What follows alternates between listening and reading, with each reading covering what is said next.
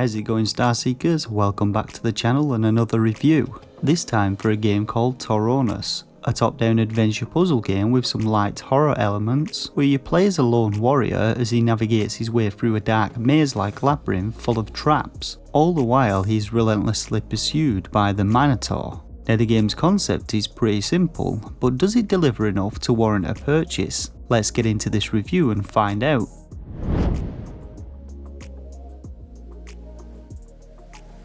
So Tauronos, or Tauronos, begins with a few introductory levels, teaching you some of the core gameplay mechanics. Twin stick controls move your character and aim your torch in a particular direction to light the way, and while Tauronos features some decent pixel art, as you can see by the footage, you barely get to see these due to the game being so dark. And while I understand that this is of course done purposefully to limit your vision and boost tension, you literally get a very small circle worth of visuals in the centre of the screen, which isn't very enthralling.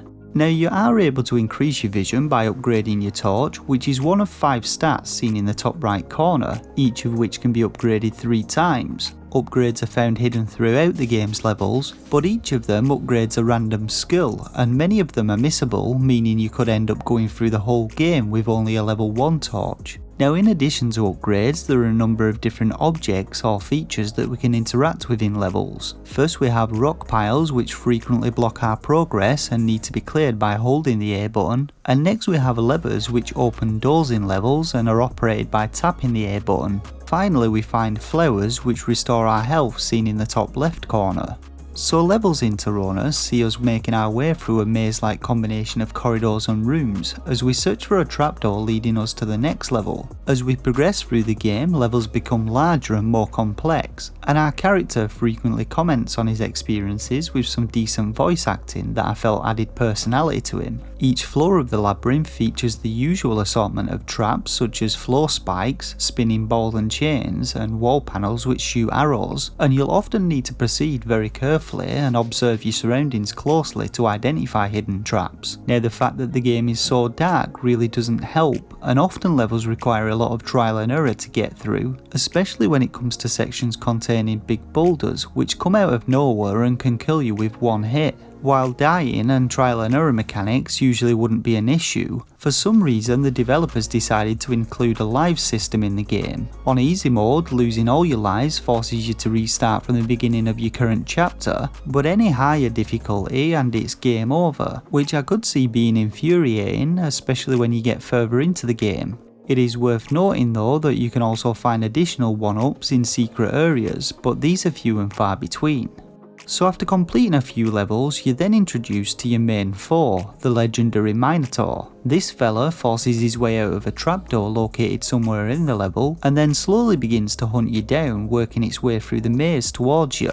Now you are able to track its progress by interacting with these eyeballs, but you have no way of fighting him and you're only able to stun him for a short period by closing his trapdoor. To begin with, the Minotaur's not much of an issue and you can easily outrun him by using your sprint button, though I will say that the stamina bar for your sprint drains quickly and refills very slowly. This can prove to be a bit of an issue, because after chasing you for a while and further into the game, the Minotaur's threat level raises, increasing its movement speed and aggression.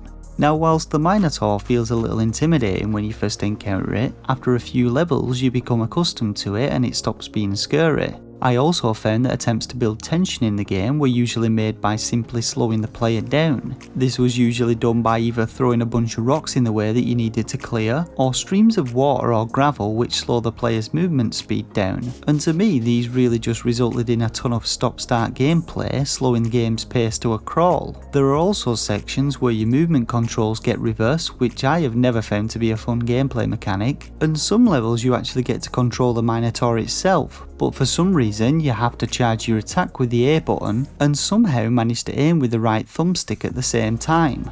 Now by the time I hit Tauronos' 3rd chapter, I was really struggling to retain interest in the game. While gameplay mechanics are fine, I just found the execution of them led to levels feeling repetitive. Stumbling through a maze in the dark, waiting to be killed by a hidden trap before attempting it all over again really wasn't my idea of fun, and the pursuing Minotaur often just adds to the frustration when you don't actually have the stamina to outrun him. Whilst trial and error mechanics work in some games like Limbo thanks to regular checkpoints, I thought that having to start the whole level, chapter or even game from the start depending on your difficulty was really detrimental to the fun offered by the game. I found that after losing all of my lives, I really couldn't muster the motivation to clear all those rock piles all over again. Now the eShop listing for the game also says that there's a custom map editor with new features unlocking as you progress through the game, but I actually didn't unlock this even after reaching the final level of chapter 3. The game contains 6 chapters with 42 stages in total, so I was almost halfway through the game at this point with no level editor in sight.